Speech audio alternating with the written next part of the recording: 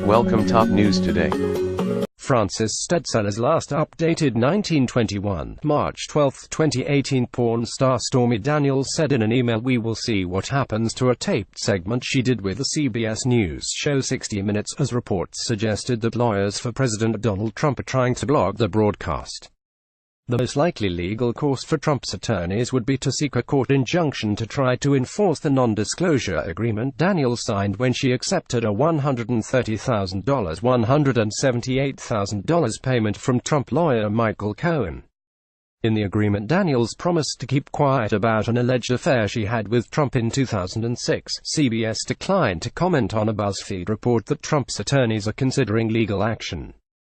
CBS said late last week that the interview with correspondent Anderson Cooper, who posed for a photograph with Daniels that was widely circulated on social media, has not yet been scheduled. Adult film actress-director Stormy Daniels, BuzzFeed, quoting an anonymous source, said Trump's lawyers are preparing to file for a legal injunction to prevent it from airing.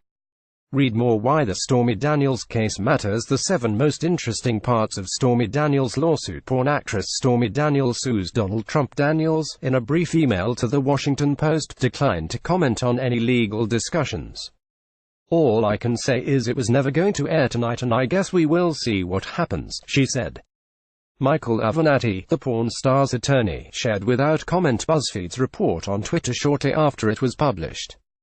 Michael Cohen, Trump's personal lawyer, did not respond to a request for comment. An injunction would be the latest in a series of moves to silence Daniels, including a restraining order the president's lawyers recently obtained. Avenatti moved the hush agreement into public view when he filed suit on Daniels' behalf, claiming that the contract was invalid because it did not have Trump's signature. The specter of a president who has made no secret of his hostility to the media trying to silence the porn star also raises constitutional concerns. Now that Trump is president, the existence of an extramarital relationship becomes a matter of public concern, according to C.J. Peters, dean of the University of Akron's School of Law. A judicial gag order against Ms. Daniels of CBS would constitute a prior restraint of speech, which under First Amendment doctrine is almost never permissible, Peters said. Trump's lawyers have often tried to stifle unfavorable coverage. In 2006, one of Trump's personal lawyers, Mark Kasowitz, filed suit against biographer Timothy O'Brien, alleging that O'Brien's book, Trump Nation, underestimated Trump's net worth. A New Jersey judge dismissed that suit. During the campaign, Trump threatened legal action against the New York Times for printing 2 articles about women who accused him of sexual misconduct. Both stories, Trump said, will be part of the lawsuit we are preparing against them. A lawsuit was not filed. In January, another lawyer representing Trump, Charles Harder, threatened author Michael Wolff with a lawsuit if he published his explosive book, Fire and Fury. No lawsuit was filed. Decade-old story of Daniels' alleged affair with a reality TV star was slow to reach the public eye. Daniels, whose real name is Stephanie Clifford, told her story to In Touch magazine reporter Jordi Lipper-McGraw in a May 2011 phone interview. The interview remained unpublished in the magazine's archives. The celebrity magazine has not explained why it did not publish the story.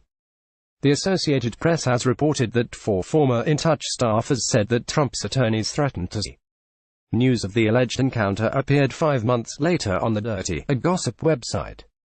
In Touch published a 5,500-word transcript of the interview earlier this year, after the Wall Street Journal broke news of the hush agreement.